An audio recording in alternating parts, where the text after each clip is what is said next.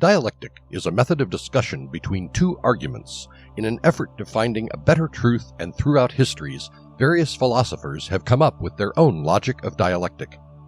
Hegelian dialectic was born during the modern philosophy time, adopting Plato's dialectic with Hegel's own touch to it. Hegelian dialectic unites two different determinations into one, creating a meaning that, although previous determination is negated, keeps the old concepts within it. But how exactly is the Hegelian dialectic affecting the studies of logic and other subjects in the past? Also, how does Hegelian dialectic excel its predecessors, namely Plato's dialectic? Hegelian dialectic is a very prominent dialectic method among scholars after medieval times. Hegel is also among the pioneers of modern philosophy, inventing a method of finding the truth without waiting for external ideas to constantly pop up. The Hegelian dialectical method consists of a triadic development. It starts with the development of a thesis, a moment of fixity where everything is stable. The definition of the said argument remains stable until it enters the second moment, the moment where the argument's truth is questioned and faced with contradictions. Plato's method of dialectic can lead to nothingness should contradictions be found to be true, and requires thinkers to wait for a new, arbitrary idea to arise. This is not ideal, according to Hegel, compared to his method. With Hegelian dialectic, one can produce a synthesis out of the contradiction, allowing a new understanding or determination to form. This new determination does not eliminate past determinations, but instead include them into the new determination.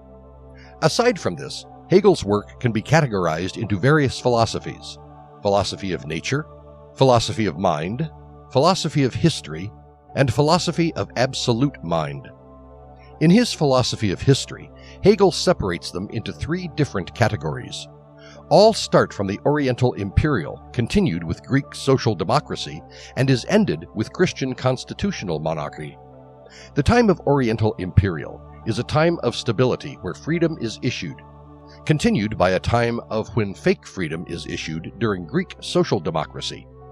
The truer sense of freedom is only attained during the time of Christian constitutional monarchy.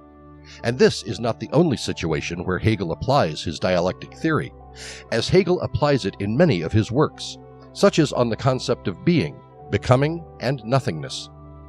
Comparing Hegel's work on the importance of being and becoming to Aristotle also brings about interesting results. Hegel's concept of revolving around the fact that is only a part of the progress. For Hegel, it is most important to focus on the fact that a being will not retain that condition forever.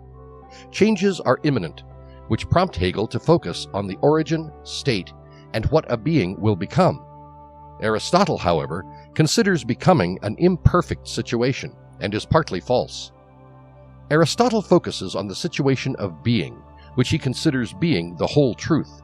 A table is a table. But for Hegel, a table was a tree and will become ash when burnt or thrown away. The Socratic dialogue of classical philosophy focuses on scrutinizing each option. Socrates loves to use euthymemes as the base of his argument, such as when he discusses the matter with Erythphro. Aristotle methods closely related to rhetorical dialogues. Several formulas from Aristotle show how the two disciplines are closely related. For example, Aristotle mentions that rhetoric is actually a different part of dialectic, or antistrophos. Rhetoric is also known as periphusti, or outgrowth of dialectic. During the medieval philosophy, many scholars studied based on classical philosophy, but the transformation is visible with more scholars including their own thoughts into the works. Rhetoric, logic, and grammar are the trio important subjects of liberal arts. The studies are famously taught in many universities, and the dialectic is known to possess 7 steps of questioning to gain results. Hegel's 6 superior features of dialectic, against Plato's dialectical method, points out to the fact that his determinations clash to create a new unity that contain those old determinations. Instead of eliminating them when contradictions are found, a new synthesis is formed. Hegel's dialectics do not require new external ideas to be generated randomly. It also allows new synthesis to not be completely new, but consists of the old opinions.